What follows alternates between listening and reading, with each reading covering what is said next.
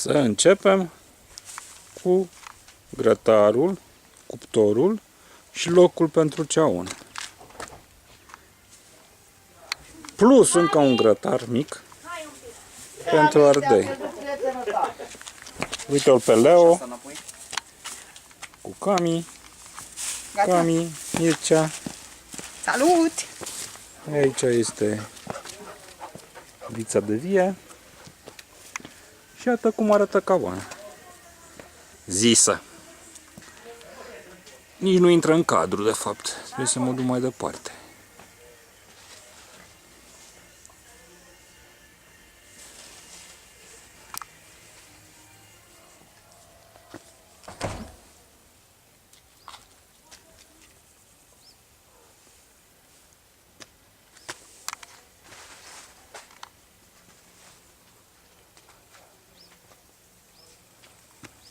Iată-l și pe Novac cu Leo, căței.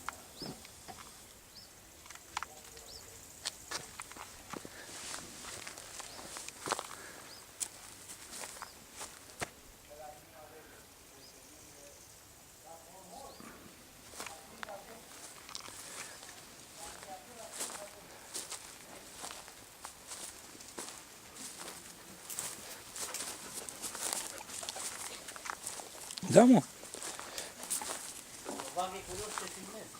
Păi da. Ce-o face asta? Vorbește singur, e nebun.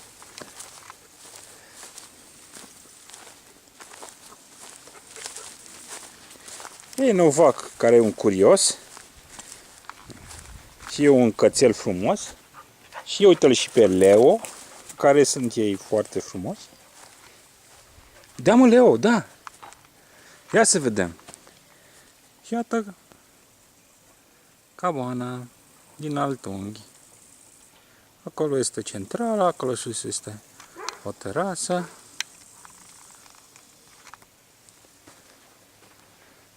Ia.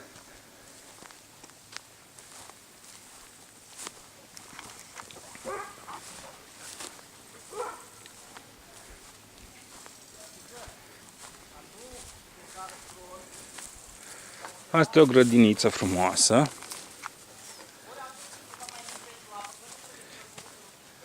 Roșii cu mere. Foarte frumoase mere.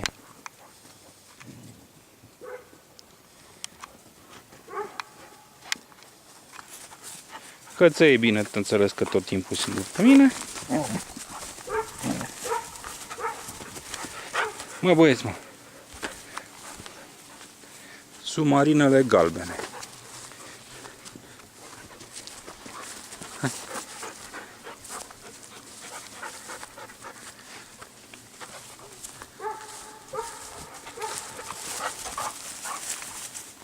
Mere.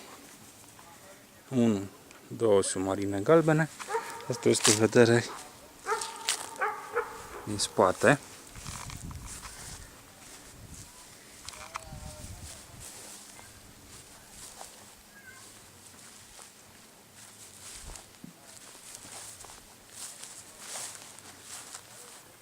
Văbucegii.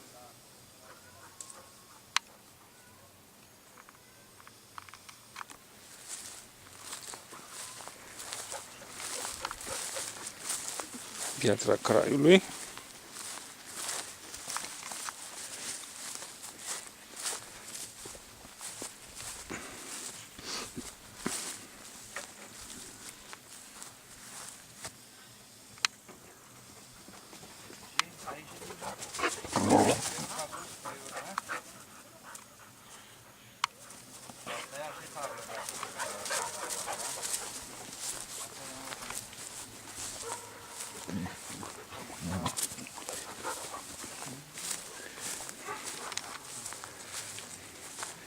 Mai intrăm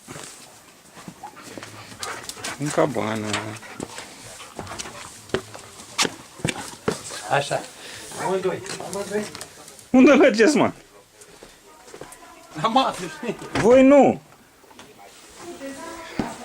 Asta este sala mare.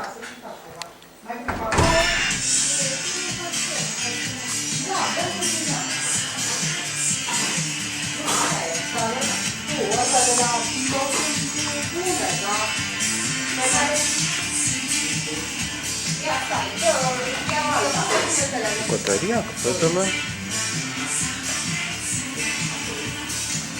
Fetele pentru sus.